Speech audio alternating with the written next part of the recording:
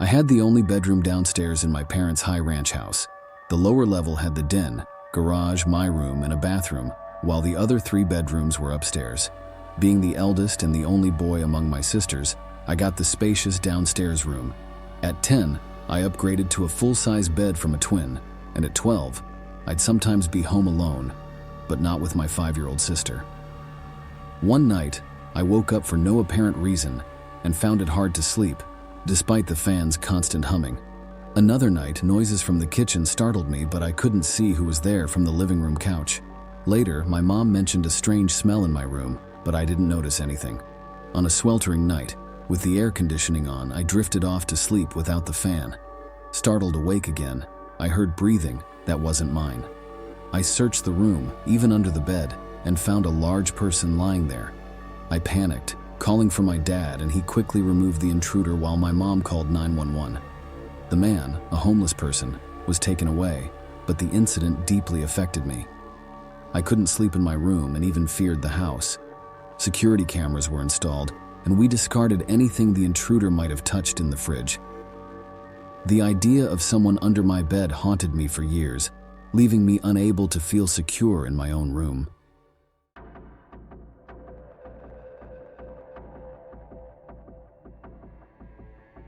This tale comes from my great-grandfather, who is a spry 101-year-old. He hails from the city of Yaroslava in Russia, back when it was part of the Soviet Union. Being a Soviet citizen, he served in World War II before fleeing to the United States to escape communism. Recently, he recounted an eerie incident from shortly after the Battle of Velika Luki, a lesser-known but brutal engagement.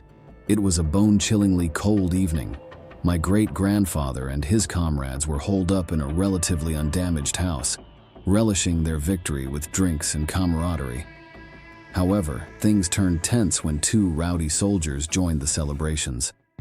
Unpleasant vibes prompted my great-grandfather and his friend Sergei to step outside for a smoke, braving the freezing air. As they enjoyed their cigarettes and reflected on their triumph after a 2-month battle, a distant scream pierced the night. Fearing a fellow soldier was in danger, they swiftly armed themselves and rallied more soldiers to venture into the woods. But as they penetrated deeper, an eerie sense of dread consumed my great-grandfather. They split into pairs to investigate.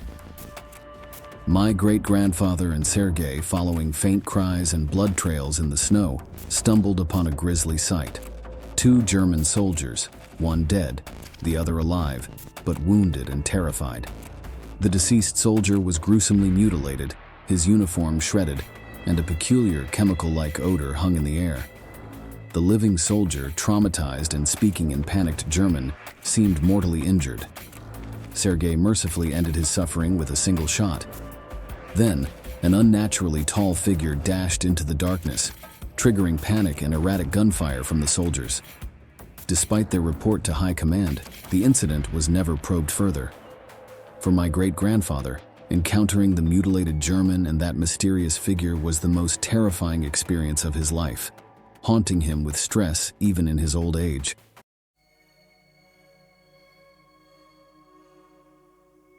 This incident occurred shortly after my partner Morgan and I settled into our new home in a serene small town. Our cozy house, perfect for us and potentially a family, nestled us in comfortably. We quickly befriended one of our elderly neighbors, but hadn't yet met the ones on the opposite side. As we busied ourselves with unpacking and setting up our new place during the initial weeks, exhaustion crept in from juggling work and home arrangements.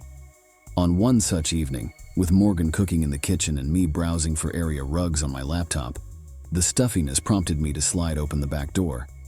However, glancing into the yard, I froze. Someone sat in one of the chairs, head lowered. Whispering Morgan's name, I cautioned her, revealing the unexpected guest. She joined me, urging caution. Uncertain of what to do, I hesitated. The backyard was vast, and this visitor, though seated and facing away, seemed imposing. Morgan suggested confronting him, but fear gripped me. The patio just beyond the door was dimly lit, casting a glow that revealed our presence. Summoning courage, I knocked and firmly instructed him to leave. Startled, he turned, a man in his 50s with a long gray beard and wrist tattoos. He approached, leering at Morgan, spewing vile comments. Threatening to call the police, I dialed 911, ensuring the operator heard his menacing tirade. The police were on their way, but he persisted until their imminent arrival drove him off. Later that night, watching TV, we heard unsettling sounds from the yard.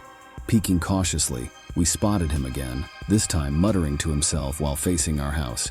His notice of our presence led to more disturbing threats through the window. I urged Morgan upstairs to shield her from his words and called 911 once more. This time, police arrived swiftly, but he vanished into the night, leaving us anxious.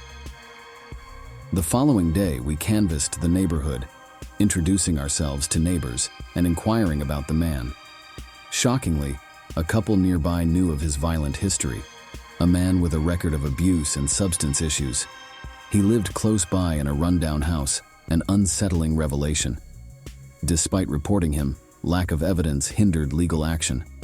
We remained vigilant, unsure of his whereabouts, hoping to never cross paths again. It's a chilling memory, one we hope remains in the past, away from our peaceful home.